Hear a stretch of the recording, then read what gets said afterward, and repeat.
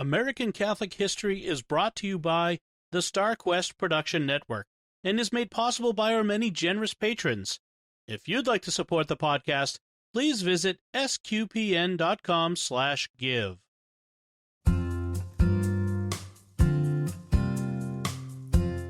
Hello, and welcome to American Catholic History. If you like our podcast, be sure to rate us and give us a review wherever you get your podcasts. I'm Noëlle Crowe. And I'm Tom Crowe. Today we've got a story of a dedicated missionary priest, a rising anti-Catholic political movement, and mob violence leading to destruction, and a priest being tarred and feathered. It's a bracing tale that makes me think of Mark Twain's Tilting of Santayana. History doesn't repeat itself, but it often rhymes. So this story begins in the 1840s in Switzerland. Yes, in that decade, the Protestant Swiss cantons were pressing to take control of the whole of Switzerland, and the Catholic cantons were resisting this centralization of power. The Protestant cantons won, and they expelled the Jesuits from all of Switzerland in short order. And this is where our hero, John Bapst, enters the story. Yes, John Bapst. He was ordained a Jesuit priest in 1846, and in all of this upheaval, he was forced to flee Switzerland and head for America in 1848. He ended up at the Jesuit headquarters in the Baltimore area, but he spoke no English, so he was sent to minister to the Penobscot natives in Old Town, Maine. His superiors probably figured that if he had to learn a local language anyhow, he might as well go learn a native language along with English. Father Bapst, for his part, wasn't keen on the assignment since 10 of his predecessors had been killed, and he wasn't really high on his ability to pick up Penobscot. But he did learn Penobscot, and in time also learned English very well. He had success among the natives, brokering a peace between warring factions and winning many converts.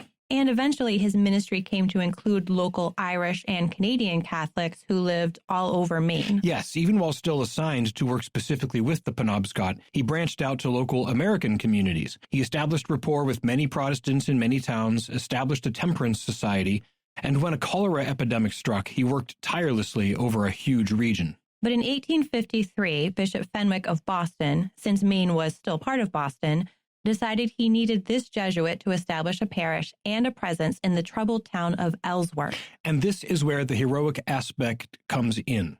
A bit of background on what was happening in America at this time, though. So, the massive influx of Irish Catholics was causing problems. Some were legit problems. Other were the slanted opinions of anti-Catholic bigots. It's a complex question. But what is certain is that, thanks to the potato famine in Ireland, hundreds of thousands of Irish Catholics were pouring into the United States in the 1840s and 1850s, and they generally weren't bringing gentility and education with them. They were usually impoverished, hungry, and frequently unruly. Lots of them stayed in the cities where they arrived, whether New York, Boston, Philadelphia, Baltimore, or wherever. This was before Ellis Island, but many spread out across the country. And this alarmed a chunk of established Americans, especially Protestants in cities and towns away from the big population centers who hated Catholics. They suspected Catholics of being subjects of the Pope and therefore incapable of being good, liberty-loving Americans. Now, virulent anti-Catholicism has a long and storied history in this country, particularly in New England, going back to colonial days. And while our founding documents and the First Amendment may have made religious discrimination officially illegal, they couldn't stamp out the bigotry that people carried with them. And in the mid-19th century, this bigotry formalized itself in what became known as the Know Nothing movement. Right. The Know Nothing movement has multifaceted beginnings, but by the end of the 1840s, it was fairly organized in pockets of the Northeast and the South. A secret society was established, and it got its name because members were instructed that if they were questioned about the group's activities, they were to say, "I know nothing." So the phrase became their nickname. Eventually, they organized into a political party called the American Party and succeeded in winning elections in local and state races, particularly in the Northeast. Their platform included limiting Catholic immigration, forbidding Catholics from holding political office, and making Catholics wait 20 years before they could become citizens. And the Know-Nothings had established some political power in parts of Maine. Yes, particularly parts where Father Bapst was doing his thing. So in 1853, he was sent to Ellsworth to set up shop. He built a church and a rectory. He also gave a series of lectures on Catholicism, which succeeded in winning converts. The WASPs of Ellsworth were not happy, denouncing him from their pulpits, and the Know-Nothings in town, who had control of the local government, began grumbling. Then things got worse when the local school board approved a regulation that all children in the local schools had to read from the Protestant edition of the King James Bible, which was problematic because it was missing the Deuterocanonicals, and the Catholics used a different translation.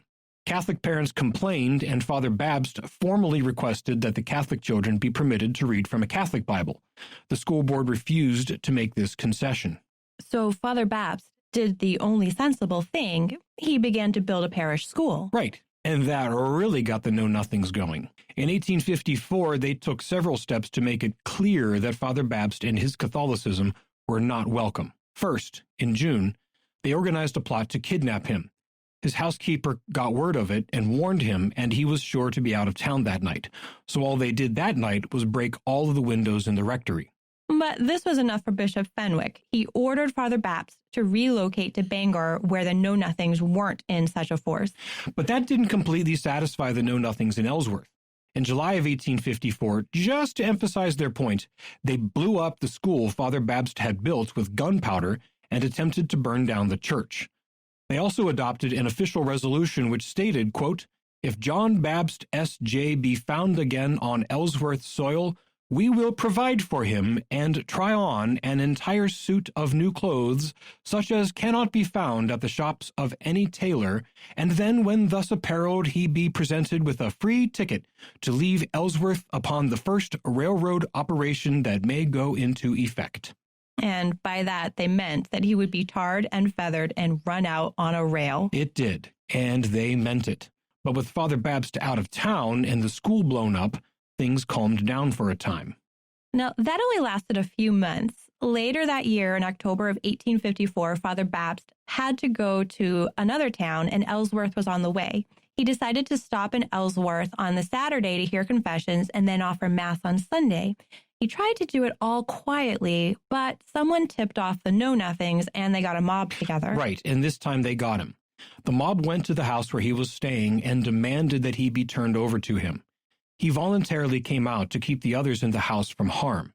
They took him, stripped him naked, beat him, mocked him and mocked his faith, smeared him with hot tar, covered him with feathers, and then hoisted him on a rail and took him to the waterfront, where they left him unconscious, dead for all they cared, on the wharf.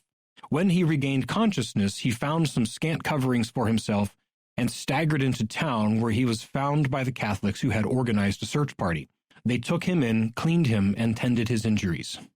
Now, this is the most common telling of events, but there is another version of the story that he was tied to a tree after being stripped, beaten, tarred, and feathered, and they were about to burn him alive until the local sheriff showed up and drove them all away at gunpoint. Either way, he was in bad shape and spent a night being cared for by his former Catholic parishioners. The next morning, though badly injured from his traumatic night, Father Bapst still offered Mass, with many of the Catholic men standing guard outside the church with pitchforks. No one tried anything more. After that, he returned to Bangor rather than continuing to his destination. The people of Bangor, Catholic and Protestant, were horrified by what had happened to him, and they demanded that the state attorney general investigate. And after some delay, the attorney general personally went to Ellsworth to investigate. He convened a special grand jury and presented what he regarded as a very strong case against a handful of men. But since every member of that grand jury was a know-nothing, not a single indictment was handed down. The attorney general left disgusted with the whole city, vowing never to return. There are some sources that say that the attorney general didn't present a particularly strong case and only made a half-hearted attempt at gaining indictments, but that could be a matter of interpretation. Either way, the fact remains that no one was held to account for the assault. 2 years later, in 1856, the Know-Nothings of Ellsworth succeeded in their diabolical goals by burning the Catholic Church that Father Bapst had built in 1853 to the ground. Nothing was left but a pile of ash. Father Bapst remained in Bangor for 5 more years. In 1855, he built a new church in Bangor for St. John the Evangelist Parish. At the laying of the cornerstone, he included in it one of the tarred and bloodied feathers that had been poured off him that horrible night. Father Bapst left Maine in 1859 for assignments in Boston and Worcester, Massachusetts, where he was spiritual director at Holy Cross College, the founding president of Boston College, and superior of the Jesuits in that part of the country. In the late 1870s, Father Bapst was sent to Providence, Rhode Island, where the bishop hoped the Jesuits under Father Bapst's leadership would establish a college like Boston College. But age and infirmity and the terror of that experience in 1854 caught up with him. He began to break down and show signs of dementia. In his later years, he experienced severe nightmares and screamed out that his attackers were coming to get him through the windows. Father Bapst died in 1887 at Mount Hope in Maryland. One of those at his side as he lay dying wrote, quote, "As he lay on his bed after receiving the last sacrament, calm and apparently unconscious of everything on earth, an almost heavenly peace rested on his countenance." You've been listening to American Catholic History on the StarQuest Production Network. If you've been enjoying our podcast, please help us out by giving us a 5-star rating and a good review, and support the work of SQPN. Your support at sqpn.com/give helps make sure American Catholic History and all of the StarQuest podcasts remain available. To learn more about Father John Bapst and the Know Nothings, to find previous episodes, and to send feedback, please visit sqpn.com/history.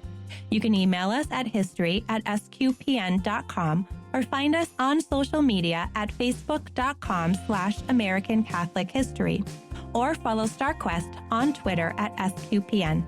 I'm Noëlle Crowe. And I'm Tom Crowe. Thank you once again for joining us on American Catholic History on StarQuest.